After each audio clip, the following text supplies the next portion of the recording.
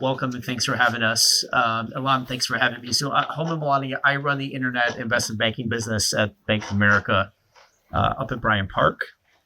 With me is a very esteemed group of people. I'll start all the way over to my left. John Kaplan, the CEO of Payoneer, Alibaba founder, and a bunch of things before that as well. Fred Shajano, the CEO of Magalu, Magazine Louisa, and Paolo Passoni, the managing partner of Valor Capital, who's been with a number of other very, very esteemed. And we actually Third point. but we overlapped, and I served you when I was a lawyer when you were at Eden Park. Oh wow, This is like 20 years ago. that's 20 years ago. But good firm though. Yes, very good firm. No longer around, like some of the firms that I've worked for in investment banking. So the name of the panel is LatAm, a risk worth taking, which I think the answer is yes, but we'll get to that in a second. LatAm has a combination of three really, really interesting things. So digitization or digitalization rates are very high and higher than even some places in the developed world. Two, a very low e-commerce penetration rate, which I think is true across Latin America, whether Spanish-speaking LatAm or Portuguese-speaking LatAm, and then a very young population. LatAm e-commerce is the second highest growth rate globally. We can debate that a little bit too. There's a lot of incumbents who are still figuring out an omni-channel approach and adjacent solutions. I think about the Mercado Libres of the world, where they're also doing logistics, they're doing payments, they're in ad tech, et cetera. So with that, maybe, John, I start with you as the fellow U.S. person here. Why should U.S. companies consider selling cross-border in emerging markets, specifically like LatAm? Okay. First of all, it's great to be here, and impressed by the knockout team, punching above their weight in every way. Building a business quickly, effectively, relentlessly. It's just I was talking to someone a moment ago about Knock, and they described you guys as relentless. I think that's what's required to do what you're doing. So impressive in every way to the Knock team. In the U.S., 340 million people, oceans on two sides, protected, sort of insular in its mindset. Only 10% of U.S. SMBs export. And U.S. is the largest importing economy of goods and services globally. So, at Alibaba.com, 60% of our business was helping Chinese merchants move goods from China and sell them to U.S. consumers. It is shocking to me that U.S. entrepreneurs don't realize the opportunity in Latin America, and that the direction of trade is south to north and not more north to south. Even if you're a good seller who's selling your stuff on Amazon.com and you're really a trading company where you don't make anything and you can suffer through the pain of cross-border trade, because the cross-border trade's easy if your pain tolerance is high. That's basically the difference between successful and unsuccessful sort of SMB entrepreneurs is how much pain can they absorb. And you don't need to manufacture in the U.S. to sell to Latin America. I think it's a pretty serious mistake for U.S. brands not to access Mercado Libre and all the other marketplaces there. I think big opportunity. And similarly, I think for Chinese brands, the Chinese exporting brands that have, I think, done a pretty effective job capturing U.S. consumers in a number of categories, but in an unbranded way, right? I don't think the U.S. citizens here could name many Chinese brands, big. And I think there's an opportunity, given the failure to do that with the U.S. economy, that there's an opportunity for those brands to think differently about how they pursue Latin American, which is one of the reasons, and I know this isn't a knock commercial, despite my enthusiasm for them. Entering a new market, to me, is just like the U.S. brand Nike hiring a trading partner in China to help them manage their Taobao or Tmall store and do all of that. The world needs those connector companies that actually, you and I were just talking a moment ago, don't charge too much, because if they eat all the margin, there's no opportunity. So you don't charge too much and grease the wheels to make localization possible. So I think there's a real challenge, because I think most U.S. businesses the CEOs don't have passports. If they do, they went to Rome. They certainly don't speak, all the languages and have experience. So I think there's a real challenge for U.S. brands exporting sort of that business model. But I think it's an important fight worth fighting. And there's categories of trade.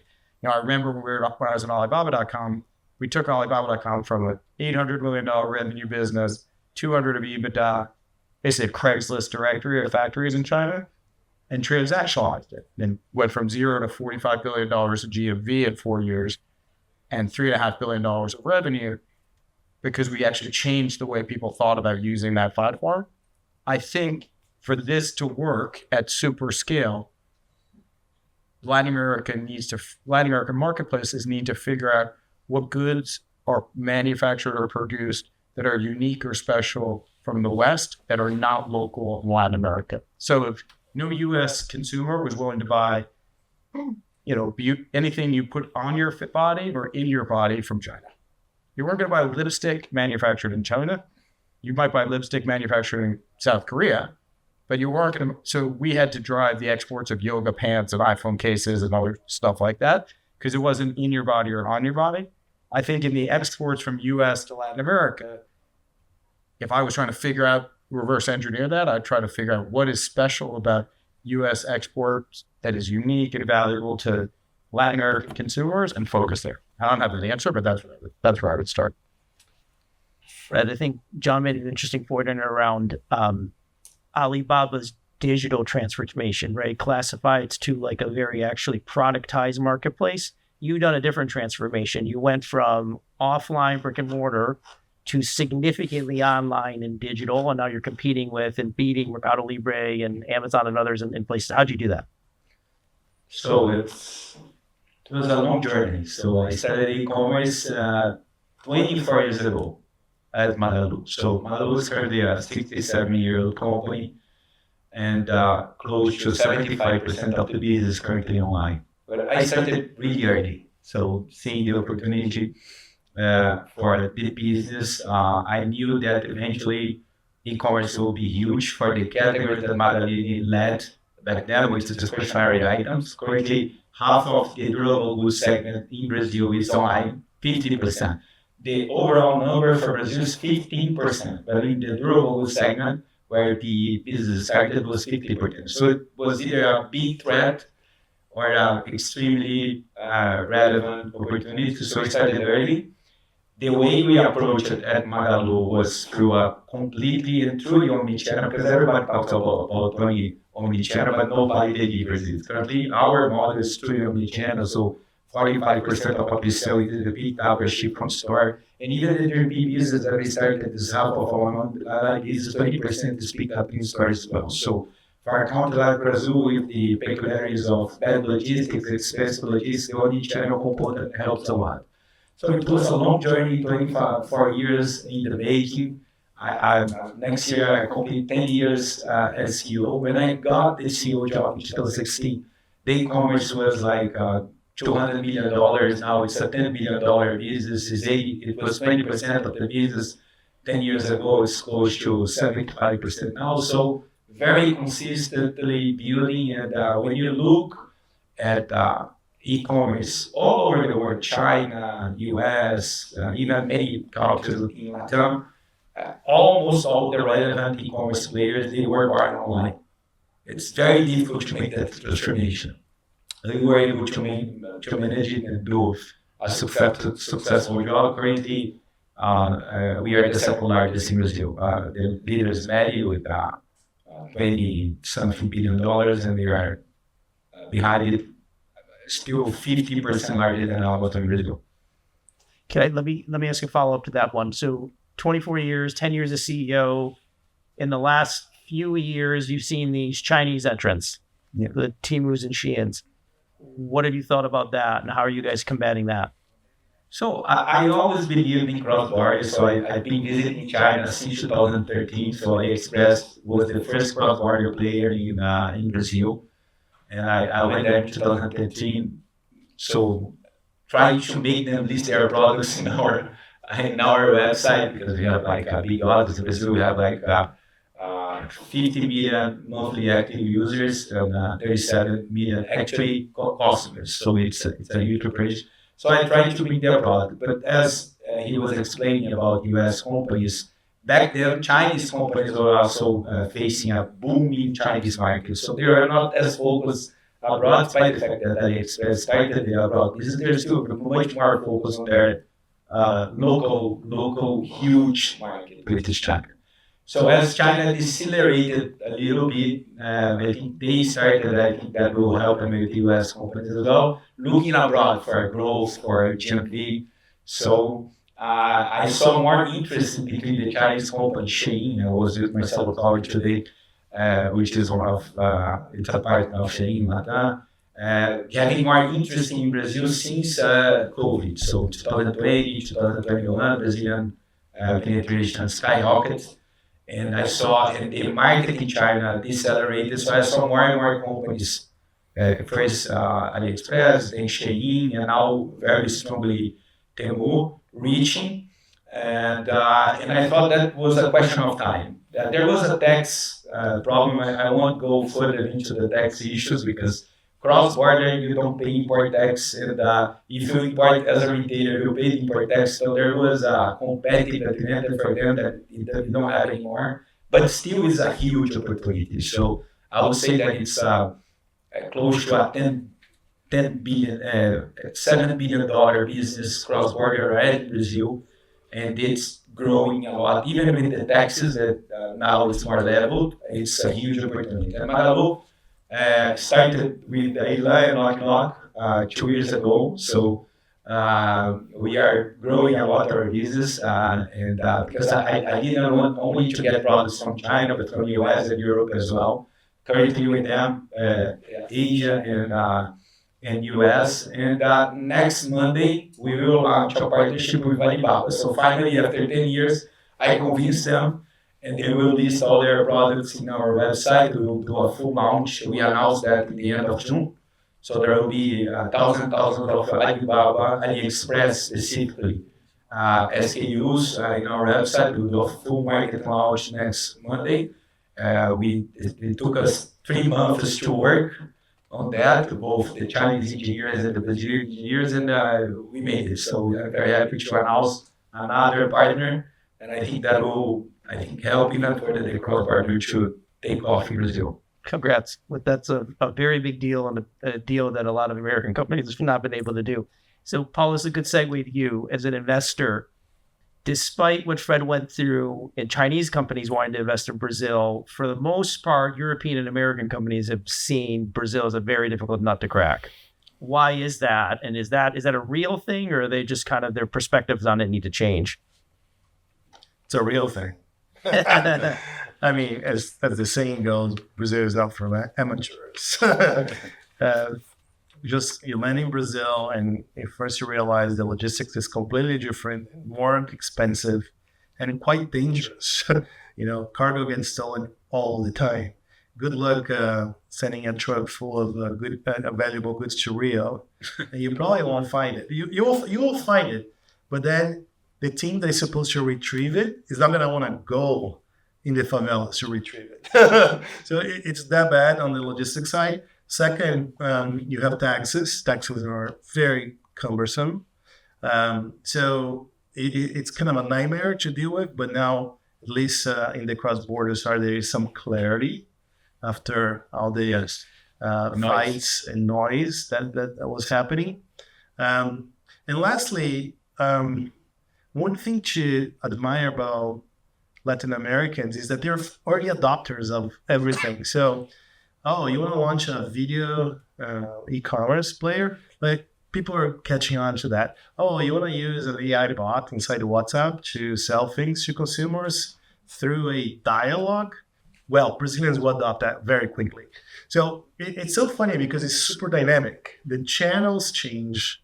And as a result, the integrators like Elon's company need to be basically connected to all the options. Because what's relevant today in 5 years might be different.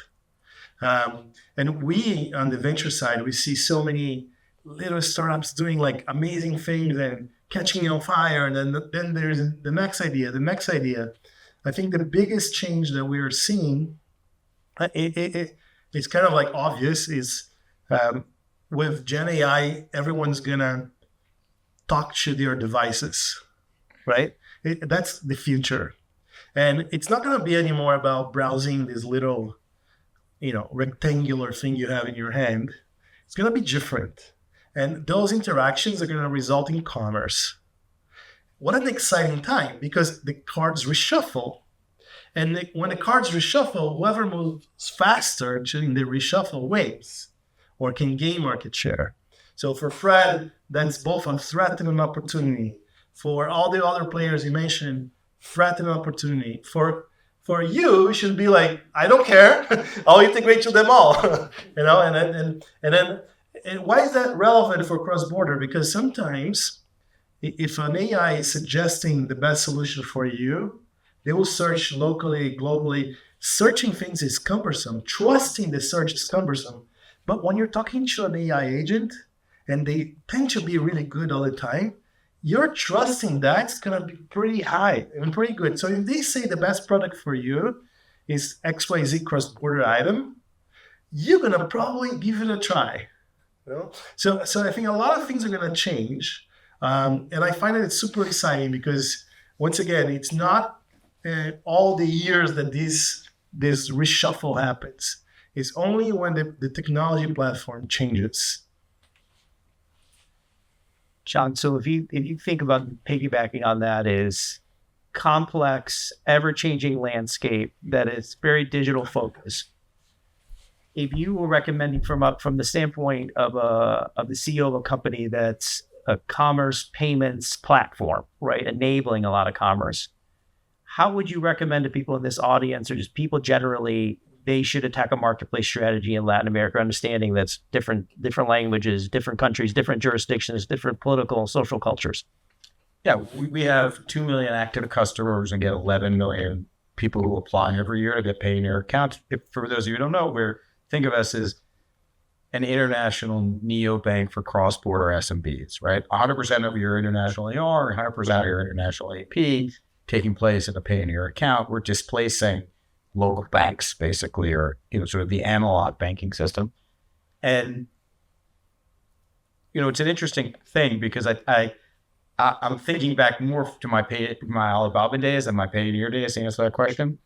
Merchants want volume and GMV, and the risk to the sort of what you just described, which is merchants will sign up for distribution, but they'll only engage where the volume comes. And so I think for Latin America, for a business serving Latin American merchant, for merchants around the world selling to Latin America, to a retailer driving demand with 38 million consumers in Latin America, we've got people in the room who do business with the S&Ps, with the manufacturers of brands around the world. People go where the volume and the margin is. And the promise of volume and margin is a lot different than sort of the reality of it. The business I sold to Alibaba before I joined, we helped 100,000 SMBs manage their eBay and Amazon stores. And at the end of the day, it wasn't 80-20. It was 99-1 for the people who sent my kids to college, right? Like the business I sold to Alibaba, I had to do with the 1%, not the 99. I think it's really important to what do you consider? It's making sure that the match between the distribution and the supply is good enough and demand creation happens. And Alibaba, one of the things we failed at doing was we tried to sign up merchants around the globe. I got there 187,000 merchants on Alibaba.com. When I left 5 years later, 217,000.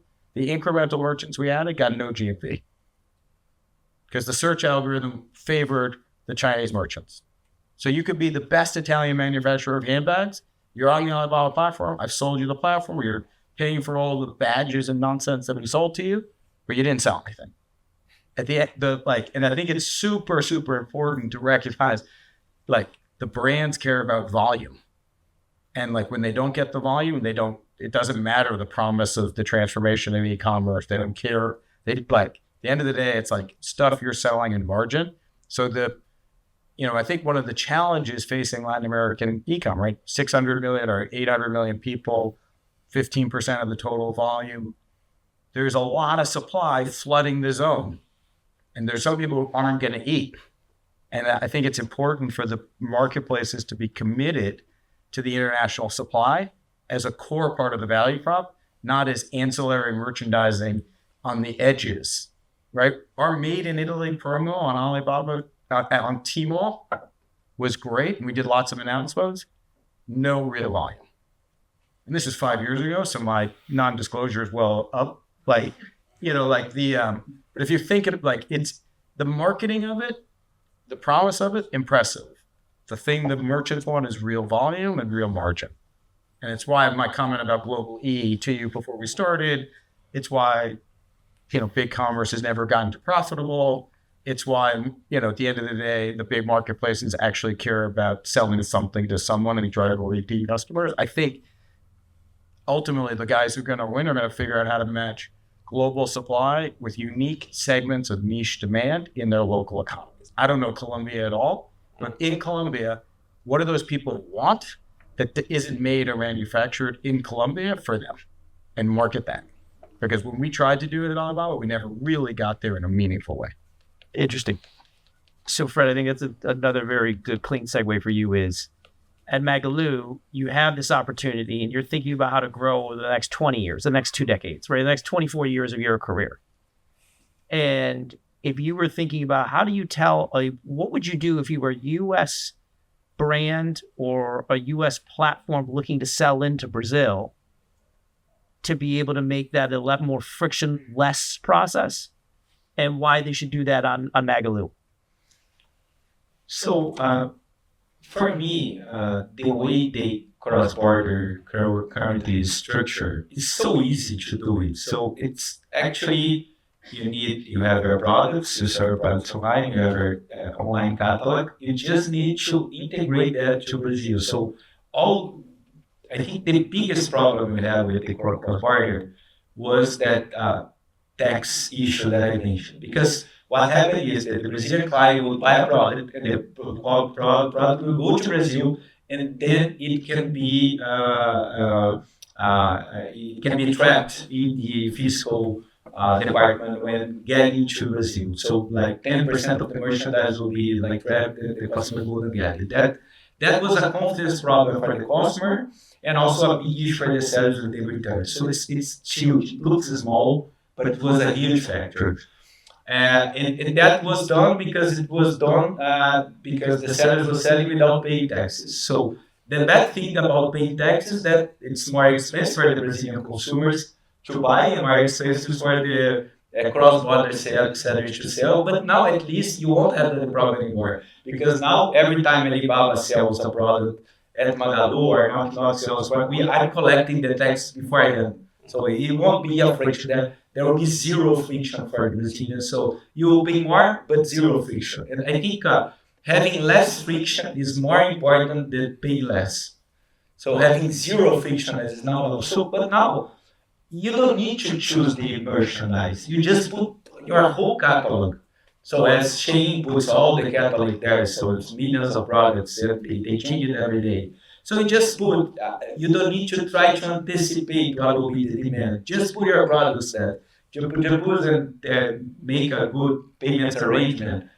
Talk with a company like Nodog that can do the integration, which is, I think, the really big deal that just integrating catalog. It's not small, because for instance, it took us 3 months to integrate the Alibaba catalog with Magalu. It was not easy in terms of the process. It took us less than that. So they are easier. They are easier than us. They use their APIs, etc. So it's now all API based, digitally based. So once the data is online, you have the data catalog, you have the seed. The seed is the SAU that you have. It's easy. So I think there is no reason why not to list it. When it's listed, and the magic starts happening. The customers find the product they want. In Brazil, there are Brazilians that fly to US only to buy products. So there are millions of Brazilians that come to New York not to watch Broadway shows, not to have dinner at Milo's, just to buy vitamins, just to buy products that they're not in Brazil because of the tax issues. There are many products that cannot be localized, and the Brazilian retailers don't want to put the working capital on it. So why not allow them to buy a product? Just the question is, allow Brazilians to buy a product. That's it. Not more than that. How to do that? Use companies like not to integrate the catalog, start selling, and the volumes, I'm pretty sure that they will arrive. It's a huge market. I think my dream job will be Brazilian CMO, Chief Marketing Officer, because Brazil is much better than what people think outside. We need a good CMO to understand that it's a huge market aside from China, and I don't think the US competitor and India. Brazil is the largest market, so it's a huge opportunity, and there's no reason why not just to allow Brazilians to buy our product. Let them do it. Paulo, so you, as an investor, you see the newest technologies, which is also a gift and a curse. I appreciate that. What are some of the gifts, though? Like, what are the new technologies that the U.S. companies, merchants, brands that I think Fred is somewhat referring to should adopt to be able to make that southward flow of products and SKUs more frictionless?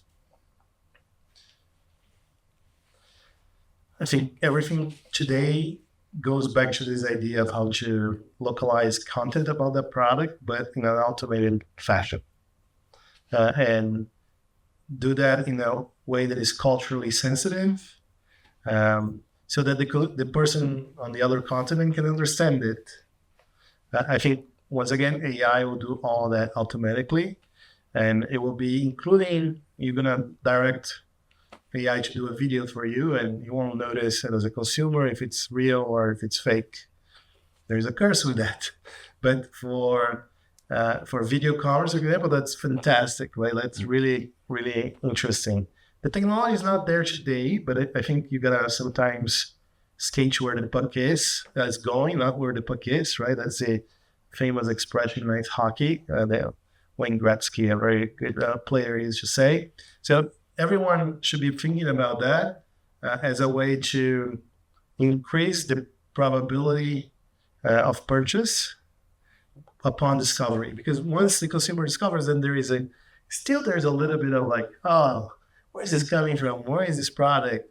Do I understand it or not? And sometimes through the catalog is a massive headache for even domestic companies, cross-border, more so because of language and differences. So, but all of that can be automated in the future in a very seamless way. I think that, I would say, will enable more cross-border. But once again, I think the way people discover products, the way people will shop, I think will change. And of course, today, nobody can see it because we're in the super early days of that. But over the next 5-10 years, there'll be a dramatic change in how things are done. I think the hard parts of doing logistics well, of fulfilling products, of taking payments or collecting taxes, that will be done by the existing players. But maybe the channels through which people discover the products, maybe that's going to change. That's my thinking on the future. Yeah, so content more than anything, as opposed to, I would refer to that as the back end. Exactly. Before I do anything more, I'm sure there's questions for the audience. Anything for the three gentlemen? By the way, the last point I want to make is this conversation has to talk about geopolitical shifts in the world, right? We went through a world that is all about globalization to the opposite. Yeah. Right? Latin America is what we at Valor call it swing states. What's a swing state? It's countries that don't align with the US or China in all the issues. Sometimes they align with one, sometimes they align with the other. And for cross-border, that is really good because it's kind of a fair place to do e-commerce anywhere in the world. I think if I were that flow of goods from China to the US, there's a big chance that a chunk of that's going to get, will be in trouble upon the new administrations.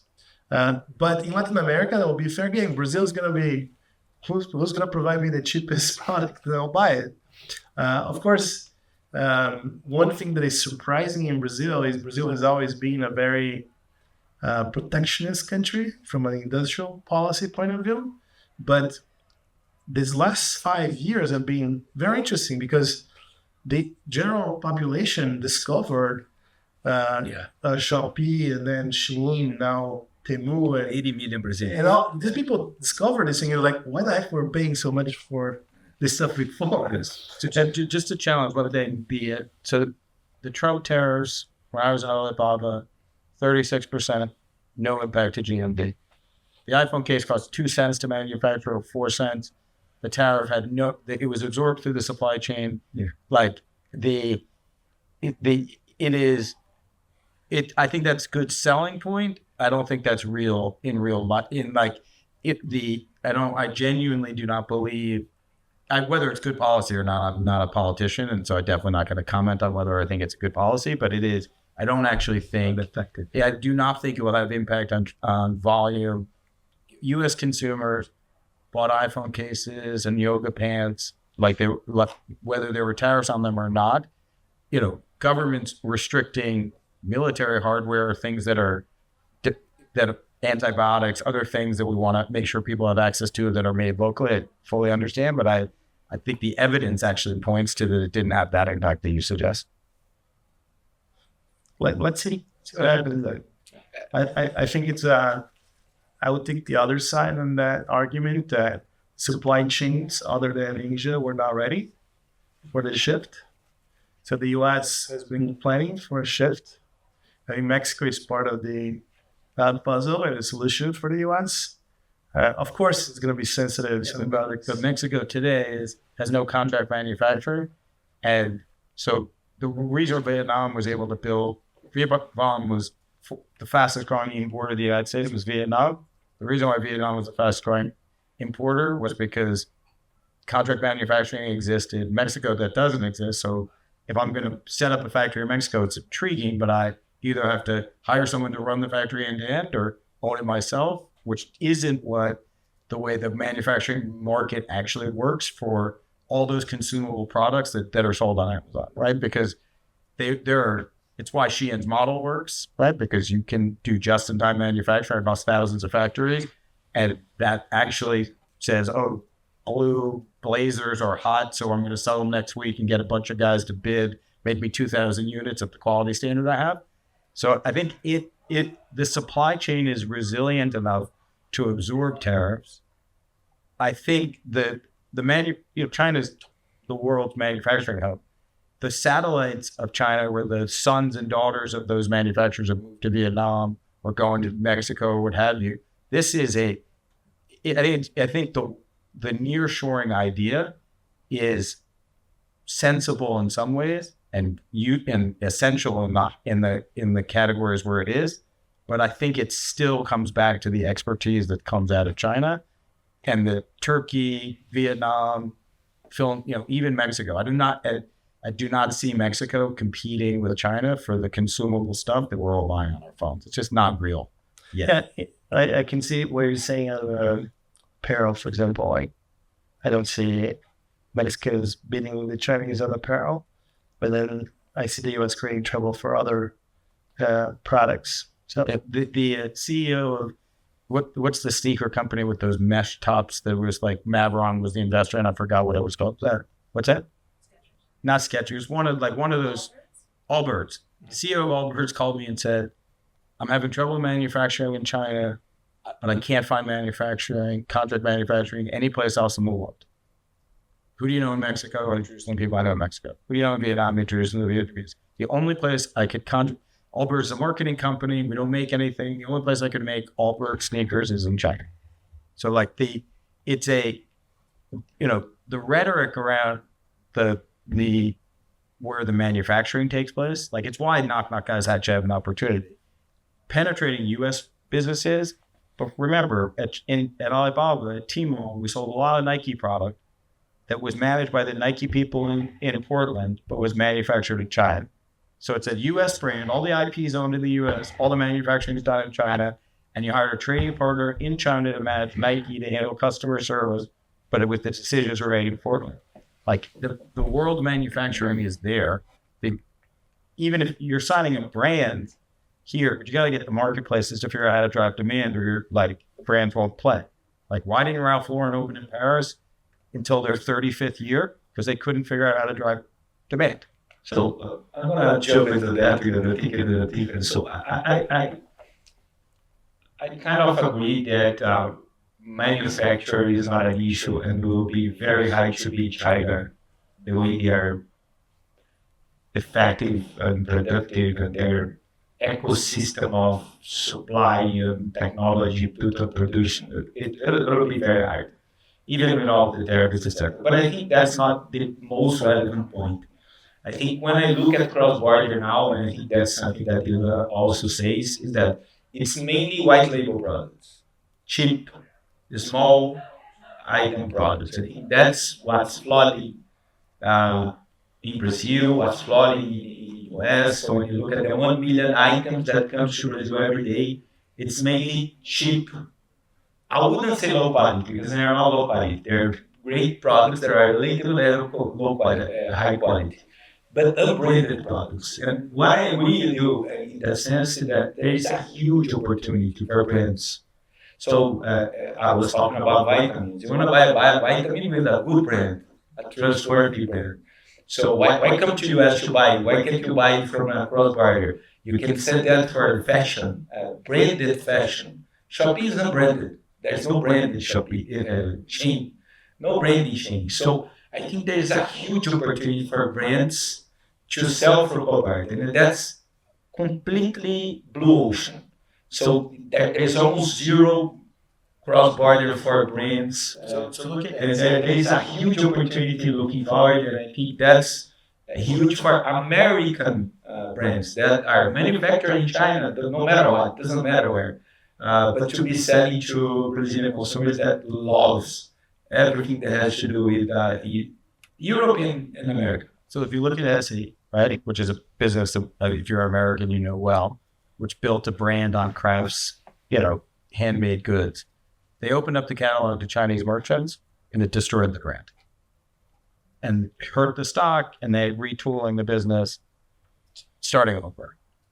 The huge catalog without marketing and demand generation actually hurts the retailer long term, even though the price goes down and you can get a cheap iPhone case or whatever. And this is the challenge. It's for brands that are exporting. It's brands that are exporting need to be stay a brand, or you get commodified out of existence. And that's what this cross-border stuff is. And so when I talk about brands, there are great Chinese brands as well. Oppo, Vivo, for smartphones, and Huawei already it's a huge brand and very relevant. So there is also a great Asian brand that can be sold to Brazil now, not only white labels.